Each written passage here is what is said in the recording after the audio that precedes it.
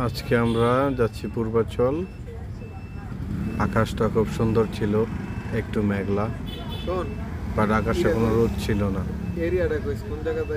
Motor সাইকেলে যেতে যেতে পূর্বাচলের 2511 নম্বর সেক্টরের দিকে আমরা চলে গেলাম, লেকপাড়ের দিকে। আবহাওয়াটা খুব সুন্দর ছিল, হালকা মৃদু বাতাস।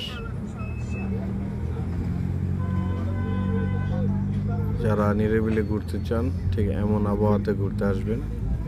আশা করি আপনাদের ভালো লাগবে। বাতাসটা শরীরে লাগছিল হালকা হালকা ভাবে, মিষ্টি একটা ওয়েদার ছিল।